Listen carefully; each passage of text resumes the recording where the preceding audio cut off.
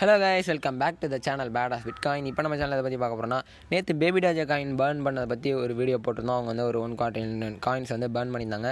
So அதில் வந்து நாளைக்கு வந்து ஷிபா இனுவை பற்றி ஒரு வீடியோ போட போகிறோம் அப்படின்னு சொல்லியிருந்தோம். என்ன சொல்லியிருந்தோம்னா, ஷிபா இனுவை பேர்ன் பண்ணுறதுனால ஒரு யூஸும் இல்லை அப்படின்னு ஒருத்தர் வந்து ரெட்டிட்டில் வந்து பேசிகிட்டு இருந்தார். ஒரு டெக்னிக்கல் அனலைசிஸ் அப்படின்னு சொல்லிட்டு இருந்தார்.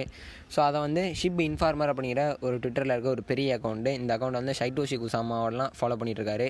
அதாவது ஷிபா இனோட ப்ராஜெக்ட் மேனேஜர் கூட இந்த அக்கௌண்ட்டை ஃபாலோ பண்ணுறாரு. நிறைய தகவல்கள் வந்து இவங்க தான் வெளியிடுவாங்க. ஸோ அவங்க வந்து ட்விட்டரில் அந்த ரெட்டிட் த்ரெட் எடுத்து போட்டிருந்தாங்க. இந்த மாதிரி டீப் டிஸ்கஷன் அபவுட் பேர்னிங் அப்படின்னு சொல்லி போட்டிருந்தாங்க. ஸோ அந்த பேர்னிங் பற்றி இவங்க பேசினதில் என்னென்னலாம் சொல்லியிருந்தாங்க அப்படிங்கிறத பற்றி தான் பார்க்க போகிறோம். இதுக்கான பாசிபிலிட்டிஸ் என்ன, உண்மையை தான் சொல்கிறாங்க அப்படிங்கிறத இப்போ இந்த வீடியோவில் பார்க்க போகிறோம். ஸோ ஃபர்ஸ்ட் ஆஃப் ஆல் இந்த அந்த ரெட்டிட் த்ரெட்டு.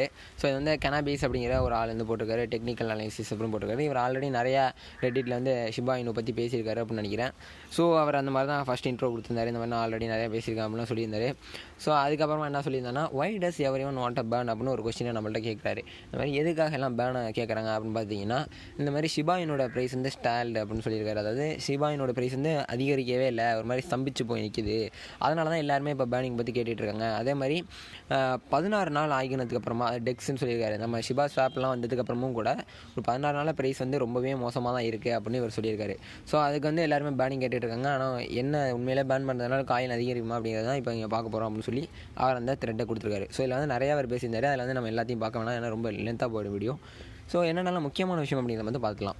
ஒய் ஹேஸ் ஷிபா இனு ஸ்டால்டு அப்படின்னு போட்டிருக்காரு. எதனால ஷிபா இனோட ப்ரைஸ் வந்து அதிகரிக்காமல் அப்படியே ஒரு மாதிரி இருக்குது, ஒரு மாதிரி ஒரு சைட்வே மார்க்கெட் மாதிரி போயிட்டுருக்கு அப்படிங்கிறத வந்து அவர் சொல்லியிருக்காரு.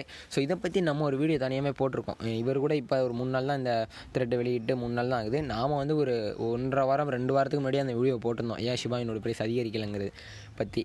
ஸோ அதை பார்க்காதவங்க போய் பார்த்துங்க. நாம் சொன்னதில் நியர்லி ஒரு 50% வந்து இவரும் சொல்லியிருக்காரு. ஸோ என்ன அவர் சொல்கிறாரு அப்படின்னு பார்த்தீங்கன்னா, ஷிபா இனுக்கு வந்து இன்னமும் கூட வால்யூம் வந்து அதிகமாக தான் இருக்குது அப்படின்னு சொல்கிறாரு. அதாவது வால்யூம்னா உங்களுக்கே தெரிஞ்சிருக்கும், ட்ரேடிங் வால்யூம் அப்படின்னு சொல்லுவாங்க, எந்த அளவுக்கு வாங்கி விற்கிறாங்க அப்படிங்கிறது தான். ஸோ ஷிபா இனோட வால்யூம் வந்து தொடர்ந்து அதிகரிச்சுக்கிட்டே தான் இருக்குது. ஆனால் நீங்கள் வந்து என்கிட்ட கேட்கலாம், ஷிபா இனோட வால்யூம் அதிகரிக்கிறப்ப அப்புறம் ஏன் ஒரு ப்ரைஸ் மட்டும் அதிகமாகலை அப்படின்னு என்கிட்ட கேட்கலாம் அப்படின்னு இவர் சொல்லியிருக்காரு. ஆனால் வால்யூம் மட்டுமே ஒரு காயினோட ப்ரைஸ் வந்து டிட்டர்மைன் பண்ணாது அப்படின்றத இவர் சொல்கிறாரு.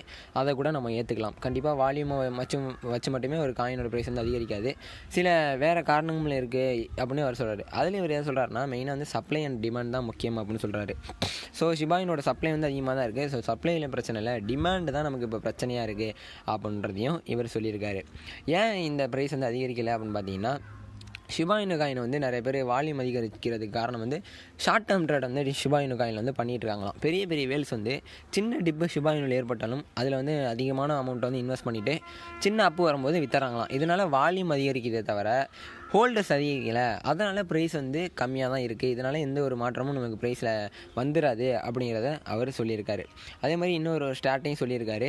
இந்த மாதிரி ஷிபா ஸ்வாப்பை இன்ட்ரடியூஸ் பண்ணுறதுக்கு முன்னாடியே 6 லட்சம் ஹோல்டர்ஸ் வந்து ரீச் பண்ணிட்டாங்களாம்.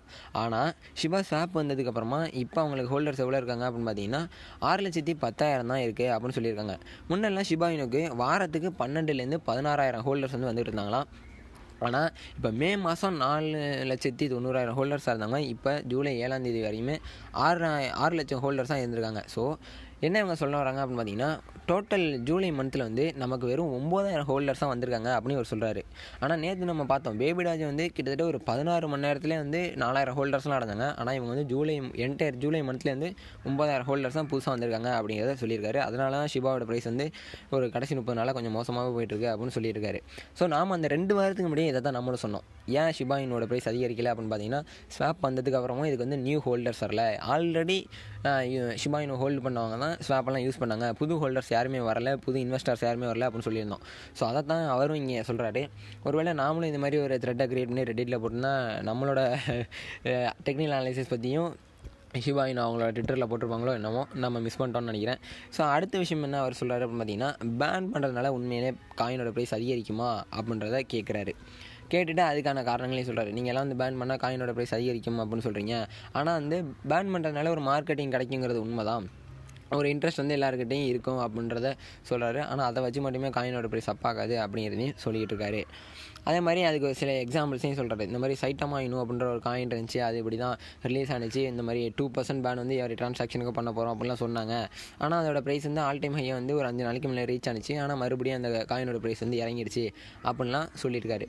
தென் இன்னும் கொஞ்சம் டீப்பாக என்ன சொல்கிறாரு அப்படின்னு பார்த்தீங்கன்னா, இந்த மாதிரி bitcoin, Ethereum, bitcoin cash, light coin இவங்கெல்லாம் வந்து காயின்லாம் பேர்ன் பண்ண போகிறதில்ல. அதே டைமில் பினான்ஸ், விசெயின், எக்ஸ்ஆர்பி இவங்கெல்லாம் வந்து அவங்களோட காயினை பேர்ன் பண்ணாங்க. ஆனால் ரெண்டுக்கும் பெரிய வித்தியாசம் இல்லை, எல்லாமே அவங்களோட ப்ரைஸில் அப்படியே தான் போயிட்டுருக்காங்க. இதை தான் நாங்கள் சொல்கிறோம், பேர்ன் பண்ணுறதுனால எந்த ஒரு மாற்றமும் ஏற்பட போகிறதில்ல அப்படின்னு சொல்லியிருக்காரு. அதே மாதிரி இந்த 7 காயின்ஸையும் கம்பேர் பண்ணி பார்க்கும்போது ஆனுவல் வாலட்டிலிட்டி ரேட் வந்து ரெண்டுக்குமே ஒரே மாதிரி தான் இருக்குது, எந்த ஒரு பெரிய சேஞ்சுமே இல்லை.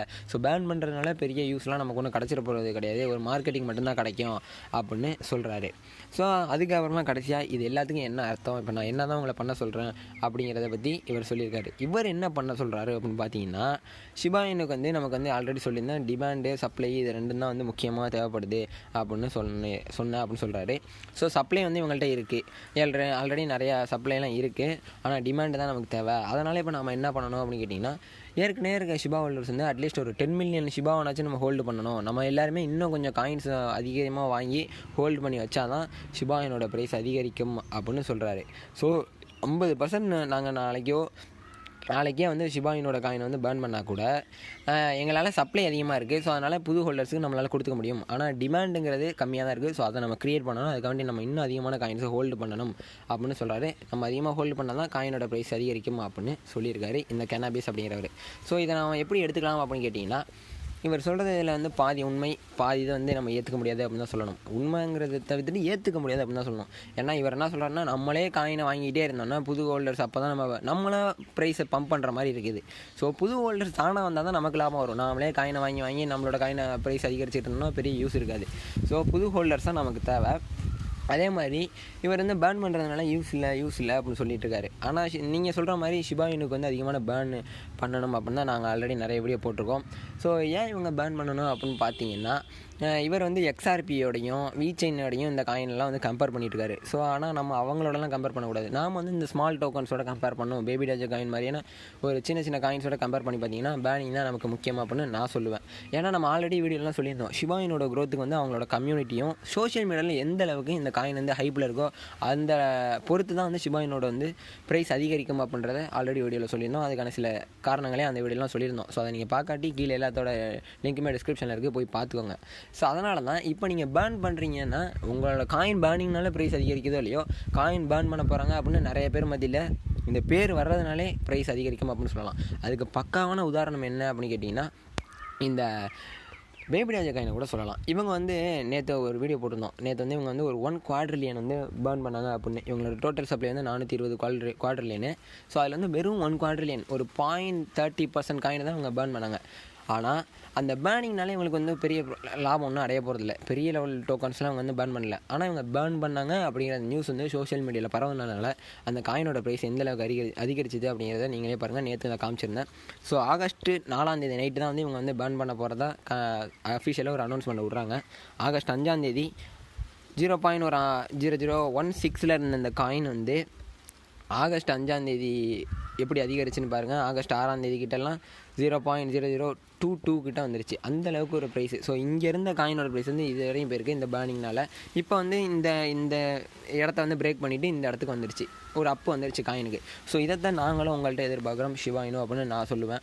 நீங்கள் வந்து பேர்ன் பண்ணுறதுனால ஒரு பெரிய லெவலில் மாற்றம் ஏற்படாது அப்படின்னு நீங்கள் நினைக்கிறீங்க. ஆனால் ஒரு சின்ன மாற்றம் கூட இப்போ இருக்கிற ஹோல்டர்ஸ்க்கு வந்து ஒரு பெரிய சந்தோஷத்தை கொடுக்கும்.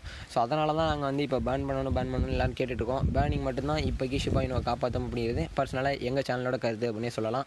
ஸோ நீங்கள் ரொம்ப பெரிய லெவலில் டோக்கன்லாம் பேர்ன் பண்ண தேவையில்ல.